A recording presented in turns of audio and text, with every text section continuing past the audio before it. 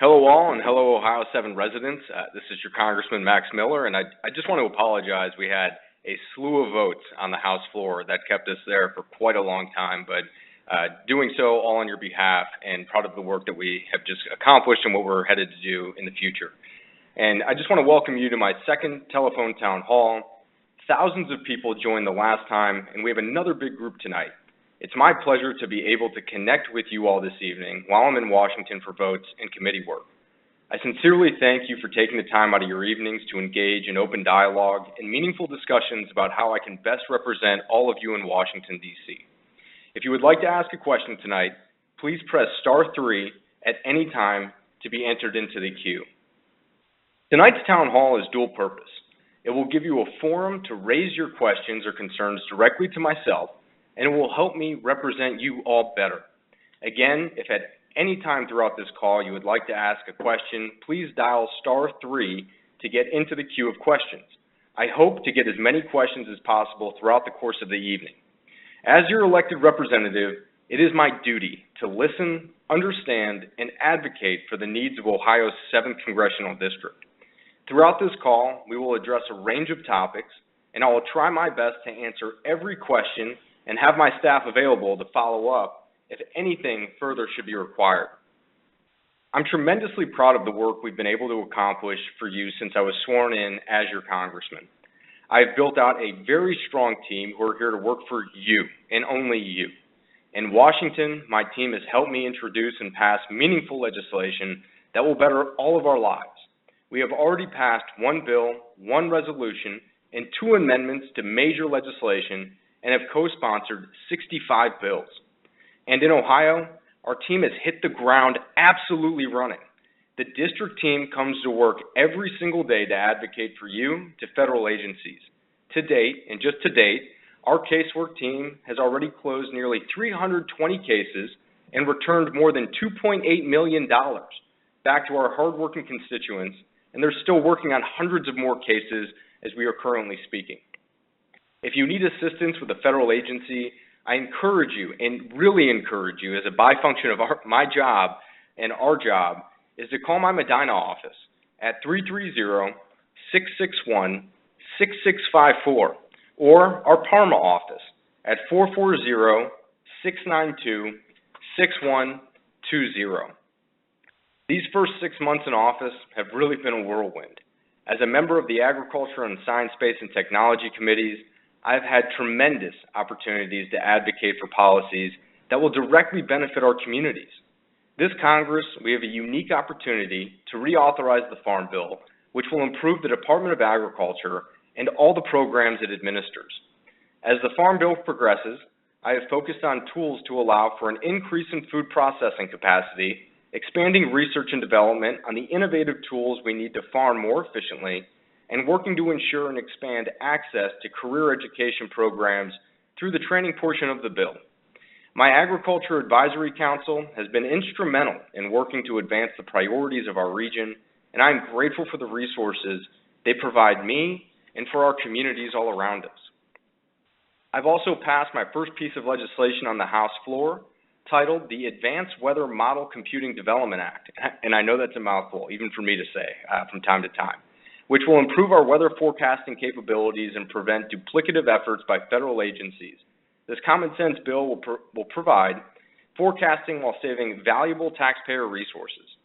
I am now in Washington for the 7th week in a row, during which time the House of Representatives has passed legislation to secure our borders, give law enforcement life-saving tools, and take a step toward reining in Washington's out-of-control spending. When the House of Representatives passed legislation to permanently schedule fentanyl-related substances, which are incredibly dangerous and poisons, with no medical benefit, I was able to offer an amendment that passed unanimously to cut the time for implementation in half, from 12 months to 6 months, to try and alleviate some of the horrific atrocities too many of us in Ohio 7 have experienced and know of people who have gone through these issues. The next week, I voted yes on the Fiscal Responsibility Act. There were main reasons why I supported this piece of legislation. Number 1, defaulting on our debt would have been catastrophic, and the potential pain for Americans across the board was frightening, underscoring the need for action. Number two, even with Democrat control of the White House and Senate, the GOP-led House got significant concessions out of President Biden after he said for months that he would never come to the table and negotiate. Number three, as we all know, this deal is not perfect. There's still more work to be done in Washington's spending problem, but it cannot be fixed overnight. But this piece of legislation is the largest deficit reduction bill in our history and is a consequential step in the right direction. Even though negotiators were working with just 11% of the entire federal budget, and I say again, everyone in that room was only negotiating with 11% of the entire federal budget, since we promised as a Republican Party not to cut Social Security, Medicare, or Medicaid benefits. They still managed to put together as much as $2.1 trillion in savings for the American people. Something you should also know, that is when you take out veterans' health and defense spending, fiscal year 24 spending levels will be even lower than fiscal year of 22 levels, which I think is absolutely outstanding for everyone, regardless of political affiliation. Some other reforms included in the compromise were the first statutory reforms to the National Environmental Policy Act in 4 decades, which will streamline the permitting process for energy and infrastructure as we have lost energy independence throughout this country. Strengthen birth requirements for able-bodied adults on welfare programs such as SNAP that will lift people out of poverty and grow our workforce. Student loan borrowers will begin to pay off their loans once again, and President Biden's bloated IRS agents who would have targeted our middle class will not see the day of light this year. There's still more to do, but this agreement was an important starting point and really how we're going to get started.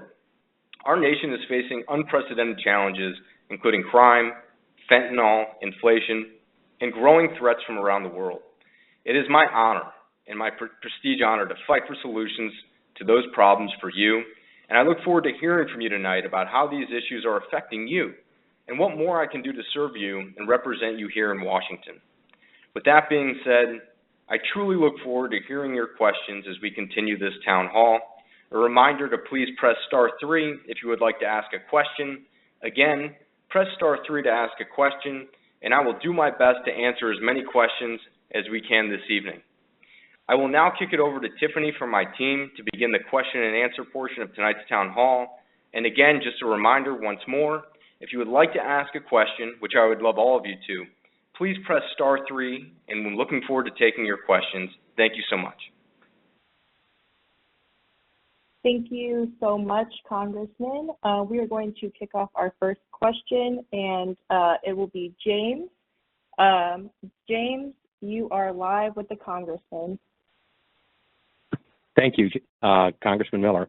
What mechanisms do you use, in addition to just this telecon, to actually collect and weigh input on issues from your constituents, all your constituents, and then compare that against input you get from your party leaders and your former president to make sure that you're actually representing the constituents' positions as opposed to just those of the Republicans' portions of your constituency? Absolutely, and thank you for the question. What we do is we take as many phone calls and emails that we get into our office. And so I'll give you an example. Last week for the debt ceiling bill, we had over 1,200 calls and emails from our constituency.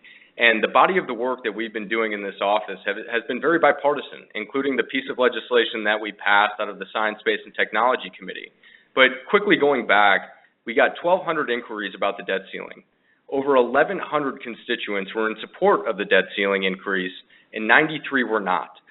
So we take the information that we get as much as possible, and we do ask poll questions throughout the district and take as much possible feedback as we can to make sure that we're representing everyone's values from across all of the 7th. And I believe that if you really do take a look at our body of work, it has been very bipartisan in nature, and I believe we've been doing a heck of a job really working our tails off to represent the constituency the best way that we possibly can. But I really do appreciate that question. It's a great one. And maybe we can look into more things that we can do in terms of polling and message testing out in our community to get a better pulse of what everyone is feeling when certain pieces of legislation come to the table. Thank you.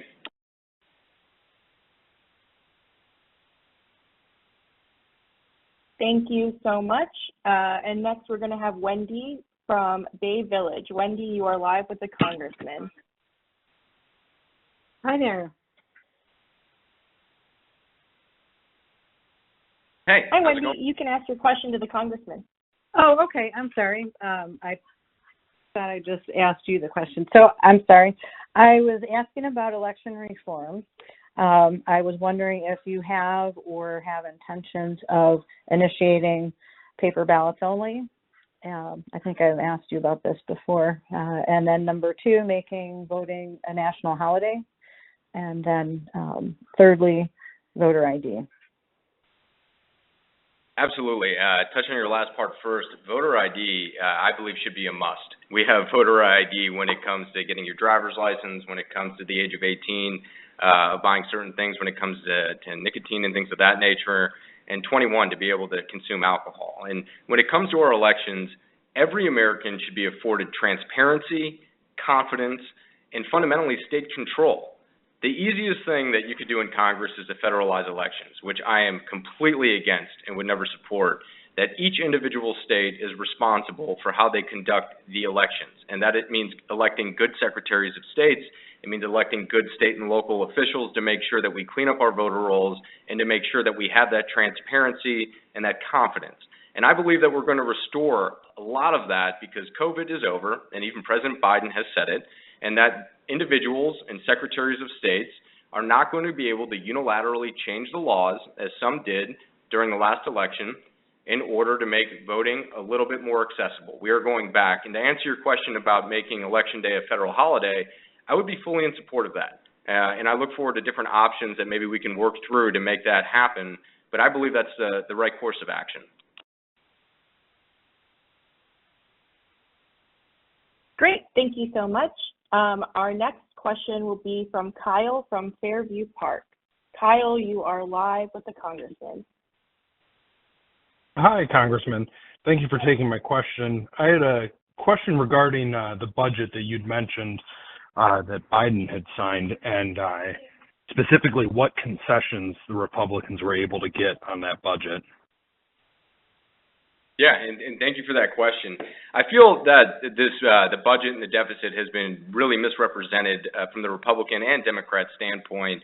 Some of the wins that I believe that we got out is that this is a nominal year-over-year spending cut where 24 spending levels minus veterans and health defense will even be lower than 22 levels, and that's with inflation and that's with the COVID spending that we had seen.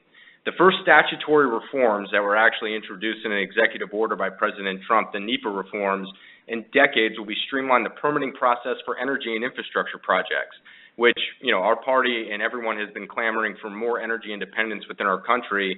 And this is going to help streamline that with a pipeline that's going to bring in roughly $50 million of economic revenue into the state of Ohio from West Virginia. We strengthened work requirements for able-bodied adults on welfare programs like SNAP, and student loan borrowers are going to be responsible for paying off their loans once again, which was put on a temporary hold. Do you know who doesn't like this bill? Progressive Democrats, radical environmentalists, and people who want to see government grow. And that's why you saw the progressive left all vote no when it came to the debt ceiling increase, because 175 environmental activist groups came out against it. That seems like something that everyone would want to support. And to further just wrap this up, if that bill would have failed, we would be looking at a clean debt ceiling. There was no other option on the table that could have been afforded. And in my opinion, and I believe in a lot of the constituency's opinions by the incoming calls and emails we got, $4 trillion sounds a lot better than $7 to $8 trillion, and that's exactly what would have been on the table either last week or this week on our House floor. Great. Thank you so much. Next, we have Linda from Parma. Linda, you are live with the congressman. Hi, Congressman. Thank you for taking my question. My question is there anything at all that Congress can do to prevent or stop the Biden administration from openly weaponizing the DOJ against our former president? Yes, and thank you. So in the beginning of this Congress, Speaker McCarthy and the entire Republican conference established the Weaponization Committee, the Frank Church Committee. And, all these individuals, Mike Gallagher, Jim Jordan, and Jamie Comer, are looking into this. But let's make no mistake, I've supported President Trump since before he was elected the first time. And I had worked for him in early February 2016. I endorsed him the night that he announced he would run again. And I believe that this will be settled, but unfortunately, just to be very direct with you, there's nothing in Congress that we can do in order to interject to, quote unquote, go to bat for President Trump other than what we are doing right now, which is being vocal, which is talking about a two-tier justice system within our country and staying with that, because that is the most that we can do legally as being a part of the legislative branch and not the judiciary. But make no mistake, you still have the majority of Congress who supports President Trump and who will always stand by him, and we will continue to do so.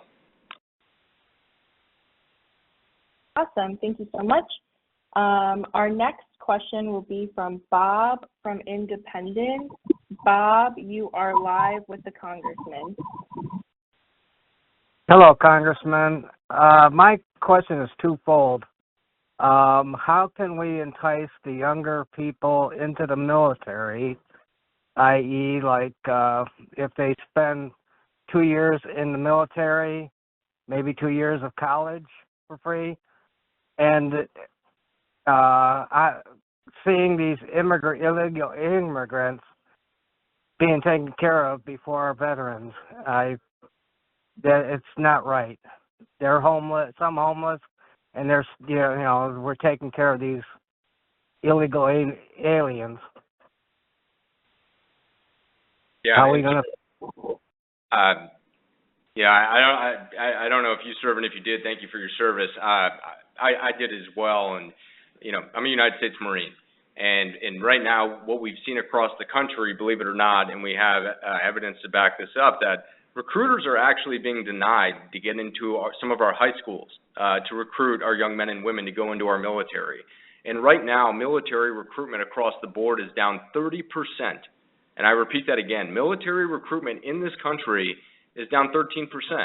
And I fundamentally believe, in my opinion, that is a lack of patriotism that we see across this country, and more men and women willing to write a blank check to this country, as so many of us did, and some who paid the ultimate sacrifice. And when it comes to taking care of our veterans, we're doing every single thing that we can. And at least in our district, which I can speak confidently and proudly about, we are doing the outreach to get, individuals in high school more involved in military recruitment. We are doing as much outreach, notifying veterans of the services that we offer as an office, which is, if you're a veteran on this call or know a vet that needs help getting an appointment at the VA, please give us a call at our Parma or Medina office. If you're a veteran that has been waiting on disability, please give us a call so we can help open up a case file and a claim and close it for you and be successful in doing that. And we are doing everything we can to streamline that throughout our country. I fundamentally do agree with you that I believe every American should serve a little bit of military time, but that is nothing at this point in time I can see Congress putting forward and actually passing through the House, the Senate, and having President Biden sign that. But I do agree with you, and I believe that it would help individuals with their left and right lateral limits when it comes to morality. So I agree with your point, sir. We're working very hard, and I'm excited to introduce this bill that will have to give recruiters access to all high schools around our country to embolden our military recruitment to make sure that we are always the superpower of the world. Great. Thank you so much. Our next question will be from Pam from Worcester. Pam, you are live with the Congressman. Hi, Congressman. I volunteer for the American Cancer Society Cancer Action Network, and on June 9th, he tweeted that during National Cancer Survivors Month, we recommit ourselves to the fight against this disease. 18 million American survivors give us hope that soon there will be only survivors. And you hashtag end cancer, and nothing will stop us, and then had a link to cancer.gov. My question is, to ensure continued progress in the fight against cancer, will you support increased funding for fiscal year 24 at the NIH at $51 billion, including $9.988 billion for the National Cancer Institute, by funding the CDC cancer programs at $472.4 million, including at least $230 million for the National Breast and Cervical Cancer Early Detection Program? Thank you for your advocacy, and it is important that we invest into cancer research, and we have to be innovative, and we have to look for solutions. And I know everyone on this call has unfortunately probably, if not yourself, know a loved one who has had cancer and who has gone through those tough battles. And I myself today have a immediate family member who is going through, a rounds of chemo and radiation, and it is incredibly hard to see. I've known people who have had cancer, but I've never been really close with someone like someone in my immediate family who's currently going through it. And I believe that we should do everything that we can in order to the research side, to see how we can mitigate this and find a solution, not just for specific types of cancers, but all cancers. And we need to continue to fund these programs and to make sure that everyone has access. But, it is something that we are going to take a look at and look at the legal language. And thank you for notifying those some of those pieces of legislation that to be very blunt, I didn't even know were coming down the pipe, and that's why I love these town halls, so the constituency can help educate us to do better for all of you. And I appreciate your advocacy once again. And yes, research should be funded to find a cure for cancer, and once again, all forms of cancer. Awesome. Thank you so much. Our next question will be from Terrell. Terrell, you are live with the Congressman.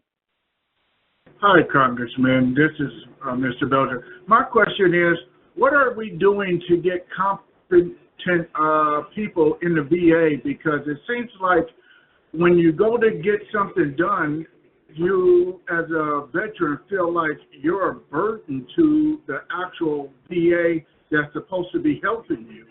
And I've been myself waiting for documents to come in, and I've been getting a runaround. Nobody seems to know what's going on or how things are supposed to be done.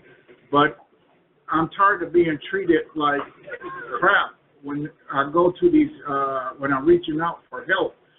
So my question is when are we going to get some legitimate people in there to start doing their jobs and that has knowledge about what they're doing and can treat people with?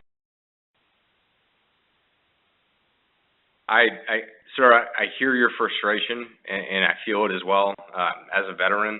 And I encourage you to one, call our offices, and I'm going to repeat the numbers again.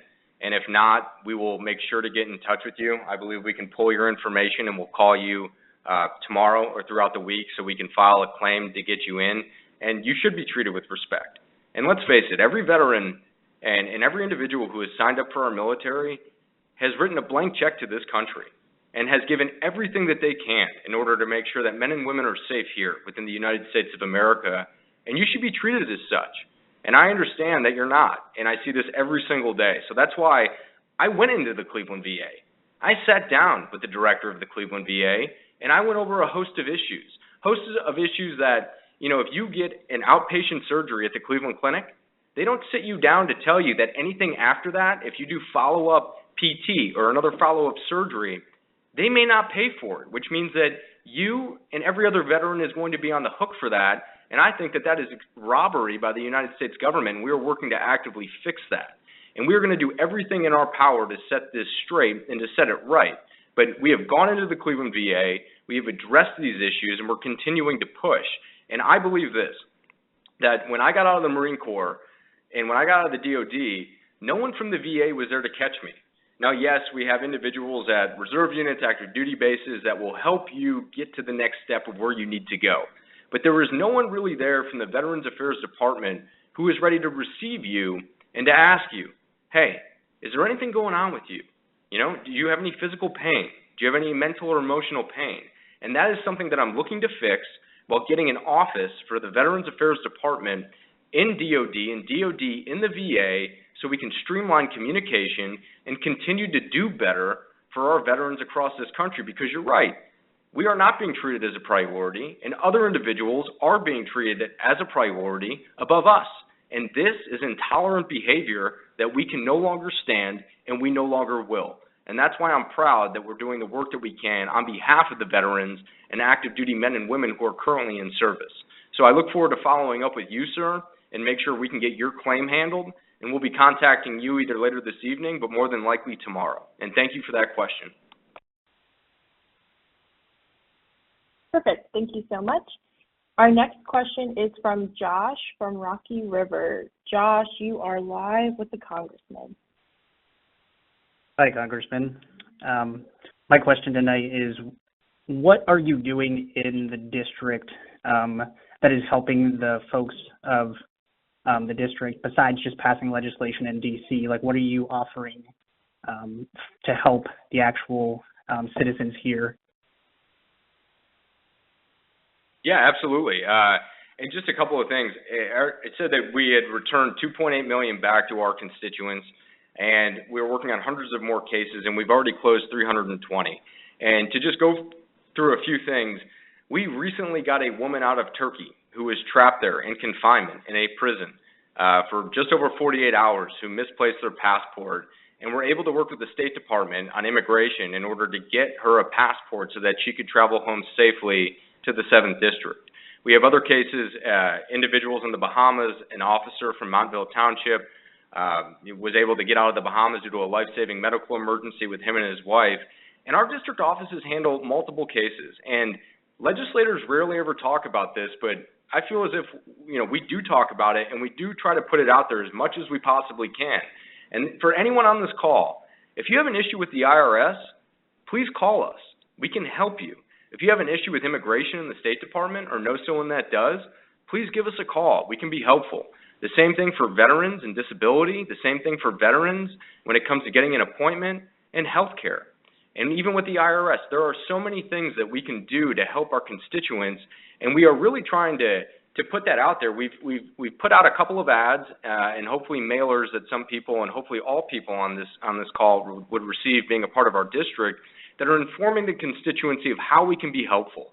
And I just want to say again, for everyone who's listening and you have trouble with any of those issues or even more, just let us know. My Medina office, the number is 330-661-6654, and our Parma office is 440-692-6120. And please give us a call. We all worked, and myself included, very hard to represent all of you. And it has been one of the biggest honors, and maybe the biggest honor of my life, until my child comes this November. And then that probably comes to second, as it should. But please give us a call so we can be helpful. And we're going to continue to advocate for that and continue to push that out there so everyone in the 7th knows that if you call your congressman's office, not only are we going to answer, we're going to execute on your behalf and get the job done. And I'm proud to say that. And thank you for that question. Thank you so much, Congressman. Our next question comes from Richard from Solon. Richard, you are live with the Congressman.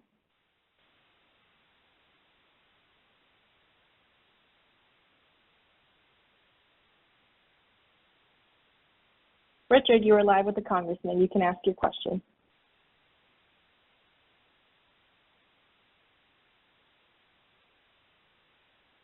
Okay, we are going to hop over to Vincent from Brunswick.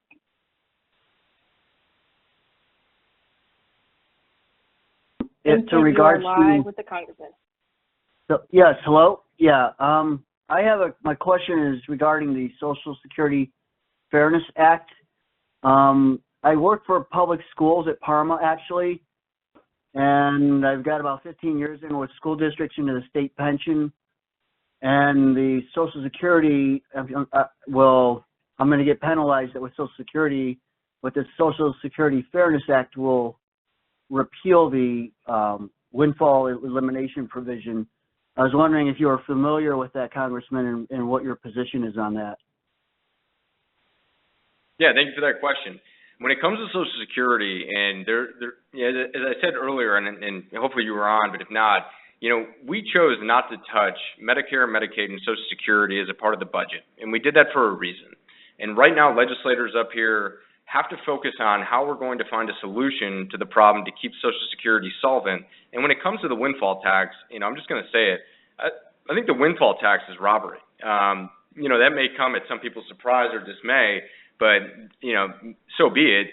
I think it's absolutely taking money out of your pocket that you have paid into a program for decades. And, myself, at 34 years of age, I am currently paying into a program that I'm concerned I may not get anything from. And we have to make sure in Congress that we are working towards solutions that are going to be amicable for every single American who are paying into these programs, and to take care of our older demographic and individuals who have been contributing their salary into Social Security. To be clear, Social Security isn't, it should not be set up throughout our country as a retirement program to live the rest of your life on. And that is one thing I think too many people, unfortunately, whether they have been put in that position by the economy in this country or whether they have set their lives up to be that way, shouldn't be relied on it for that sole reason. But we need to make sure that Social Security will remain solvent for the individuals in our older demographic, and really figure out a solution with Republicans and Democrats together at the table that is going to work for every single American. And you have my word, sir, I will take a look at the Fairness Social Security Act with the windfall tax and get back to you with an answer when we have your information and can get back to you on that concretely. But I agree with you. I think it's highway robbery, and I think the windfall tax should be abolished. Thank you so much, Congressman. Our next question comes from Mitch from Worcester. Mitch, you are live with the Congressman. Hi, Congressman. I am just wondering, what are you doing to provide access for more training for individuals who want or need to get back to work? Thank you. I appreciate that question. There's not a single meeting I take with an industry in Ohio 7 that isn't currently having issues when it comes to finding workers or expanding their workforce, and it's absolutely horrific. I see it day in and day out. I've found this problem persists across the country, in the entire country, across every discipline, and it's growing shortage of skilled labor, and we have to do something about it. Clearly, there's a need for greater access to career and technical education programs that equip workers with much-needed skills without saddling them with unmanageable debt. I think a more robust approach to career and technical education will ensure we are able to train workers properly and remain competitive with China, which has made efforts to recruit top foreign talent, including from American universities, industry, and government. Right now, there are ongoing bipartisan negotiations on legislation that would expand the use of the federal Pell Grants to short-term training programs such as information technology, otherwise known as IT, or welding classes. And these are for pipe fitters, carpenters, welders, tradesmen, you name it, across the board. I fundamentally believe this would be a tremendous step forward, and I'm hopeful that an agreement will be struck and that we can get labor and labor participation rate back into the workforce so we don't see the current labor shortages that we see across every single spectrum of business. And to further add, my father owns a American hat manufacturing company on 30th and Carnegie. And I talk with my dad, or as I call him, my old man, every single day. And he's a heck of a guy and my role model. And I feel the pain and I feel the suffering. And he's down 40 to 60 employees. He's backed up 6 months on supply chain issues. And I understand what's going on. And we're doing everything that we can. But the one thing that we cannot do is encourage more illegal immigration over our southern border to fix our labor shortage. We need a secure southern border and establish good legal immigration with a vetting process in order to get individuals over here to our country from low-skilled to high-skilled, and encourage worker permits for all of these individuals who come to our universities and receive a phenomenal education, whether it's a lawyer or a medical doctor or anything else, an engineer, you name it.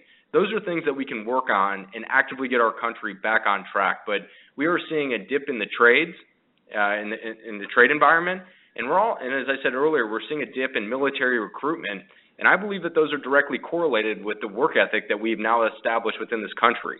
And I thank you for your question, and we are doing everything we can in order to help all of you and people like my father who are desperate for labor, who are now having employees dictate terms to their employer because they know that they don't have enough people in order to show up to produce. Great, thank you so much. Our next question will be from Crystal. Crystal, you are live with the Congressman. Hello, Congressman Miller, how are you? I'm doing well, how are you? Great. So I'm jumping on because, I do a lot of veteran advocacy, and, before the pandemic, my organization had been identified had identified a point person to communicate through the Veteran Affairs about they have a pool of money set aside for research specific to veterans and veteran conditions, and we had a point person. Then the pandemic hit, and then we lost basically that communication liaison, and I've reached out to both the House and Senate VA committees and haven't got much of a response. So I was just, wanted to ask, like, is there a way that myself can connect with someone at the VA or someone, you could bring this up with your fellow representatives, because this money's there that's not being utilized for veteran-specific research and health conditions outside of, I know for burn pits it is, but does that make sense, what I'm asking? It does make sense.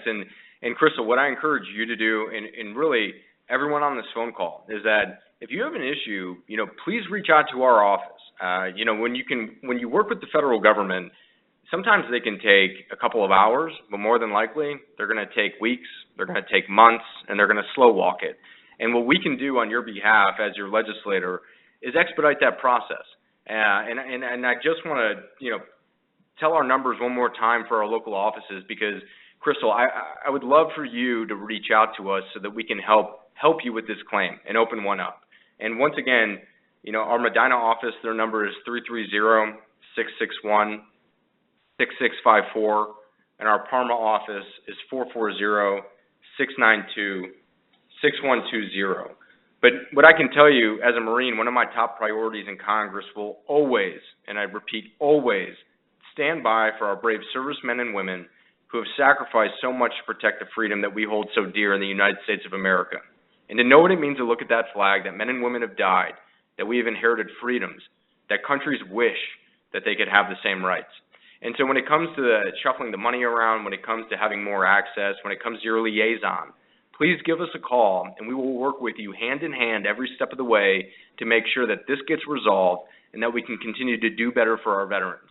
And if for whatever reason you don't have the numbers right in front of you, once again, we have your contact information and we can reach out. But I also want to say again, our Medina office is 330-661-6654. Our Parma office is 440-692-6120. And working together, Crystal, with you and with I and with our entire team behind us in D.C. and our 2 district offices, we will get this resolved, and I look forward to speaking with you after this. Thank you. Thank you so much, Congressman. Our next question comes from Mark from Cleveland. Mark, you are live with the Congressman. Congressman, great talking to you.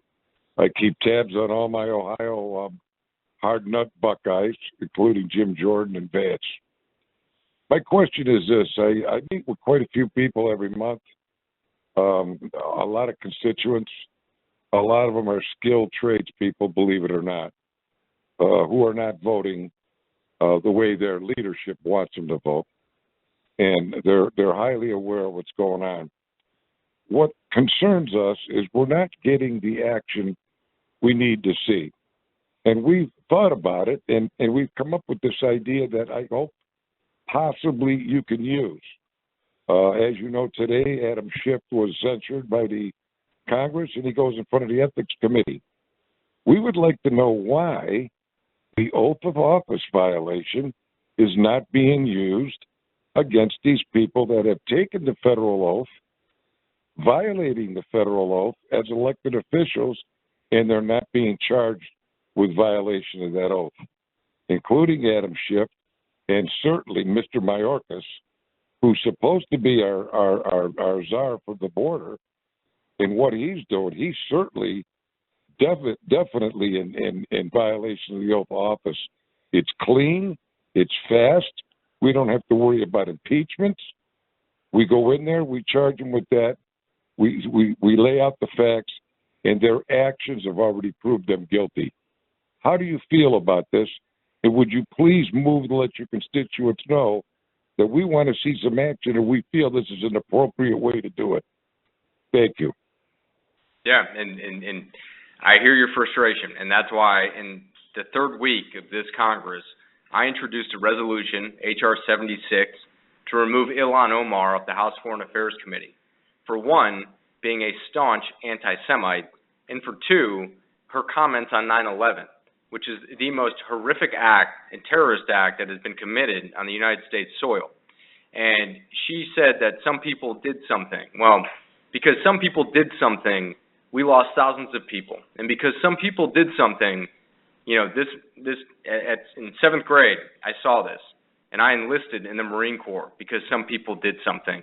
We are taking action. We are doing everything that we fundamentally can to hold these individuals accountable. And today was the start. Today was the start of Adam Schiff being censured. Tomorrow there's a possible motion to table when it comes to President Biden's impeachment that we are currently taking a look over, and I believe that should go through the proper committee process to make sure that before that he actually gets put forward for an impeachment, that we can slam him with an indictment. But I absolutely hear your frustration when it comes to the oath of office, but there's only really one way a member can get expelled from Congress, and that is, one, they take a vote to get expelled. There is no impeachment of a member of Congress. There is only an expulsion vote, and that has to have the majority of Congress in order to do so. And right now, with a slim majority, unfortunately, we don't have that type of authority or power in order to execute that. But what you're seeing right now in terms of holding Merrick Garland accountable with Jim Jordan, and when it comes to what Jamie Comer is doing on the Oversight Committee, he is doing a phenomenal job of exposing the corruptness within the federal government and these individuals who only have rules only for themselves, but not for the rest of the American people. And we saw that with the Hunter Biden, result that we saw, which essentially he got a slap on the wrist for a gun violation and drug use, I believe, when you had a rapper, literally this individual get sentenced for 4 years. There's absolutely no doubt that we are doing everything we can to hold these individuals accountable, and will continue to take further action. Thank you so much, Congressman. Unfortunately, we will have to take our final question of the night for the Congressman. Frank from Solon, you are live with the Congressman. Hi there, Congressman. I just wanted to ask you, I have a train that runs through my backyard, and we've been seeing a lot of derailments here in Ohio. What are you doing to, stop some of these train derailments that are endangering our lives? Thank you, and I really appreciate that question. I have a train and rail that actually is about 4 blocks away from my house in Rocky River on Clake Road, and I'm proud to say that I've co-sponsored the Reducing Accidents in Locomotives Act, or known, what people have seen, is the RAIL Act, for short, which is also bipartisan and led by Congressman Bill Johnson and Congresswoman Amelia Sykes, who's a Democrat out of the 13th District. What this bill does is it directs the Federal Rail Administration and the National Transportation Safety Board to recommend rail system changes from everything from train length to weight to speed to track standards based on the findings of the East Palestine derailment investigation. It increases funding for hazardous materials, training for first responders. It increases maximum penalties for violations of rail safety regulations. It increases inspections on all trains, which I know sounds crazy, but I'm pretty sure we should be doing that 24/7, including those carrying hazardous materials. And it audits federal rail inspection programs. And I believe that this is something that should be expedited to be on the House floor to make sure that constituents like yourself who live right by a railroad can always make sure that not only you're safe, but your wife or kids or any family that you have with you or friends around you. And that is a priority of Congress that we will continue to be focused on to do everything we can for those constituents and everyone who has rail alongside them across the entire state of Ohio, which, by the way, is a heck of a lot of rail. So I'm proud to say that we are doing everything we can in our power to make sure that we are doing everything that we can to make sure that these railroads and these trains are as safe as possible going through a lot of our neighborhoods. And thank you for that question. Great, thank you so much, and thank you for all of your wonderful questions. I'm going to turn it over to the Congressman for some final words. I want to thank all of you for joining me for our second telephone town hall. I think that these things they're amazing. We take questions as they come in, and we do our best to answer every single one. And really, I wish I had more time, but this has been phenomenal. I think it's been great for the constituents, and it's been great for our office to listen to this type of feedback. And remember, you can keep up with me on social media at Congressman Max Miller on Facebook, at Rep Max Miller on Twitter, and at Rep Max Miller on Instagram. And I encourage all of you to check out those accounts more so than the other ones, because that is a true reflection of our work that we do in Washington, D.C. and back home. And that's where you will see our engagement with the community, our district offices up and running, and what we're really doing back in the district is I'm home usually every Thursday from get in at 5 p.m., and I leave Monday morning. And I'd like everyone, if they can, to also visit our website at www.maxmiller.house.gov to sign up for our e-newsletter, which I think everyone really would find interesting about what we're doing and what is not being told about the good work our office is doing, because I believe we're doing a heck of a lot of good work that just isn't being reported because the national news media doesn't make a buck off of it. So I just want to thank every single individual for their participation tonight. It shows the true dedication, the true democracy of our country, and this is regardless of political affiliation. We're doing everything we can to be a true reflection of the 7th District's constituency and work as hard as we possibly can with a phenomenal team that I believe was ready on day one. And from everything that I've seen, as your congressman, as a distinct honor of serving all of you and just over 800,000 individuals, is what I've seen. And I'm proud to report that. And once again, I just want to thank all of you for your participation tonight. And good night and God bless. And hopefully everyone gets a good night's sleep and the weather is good back home.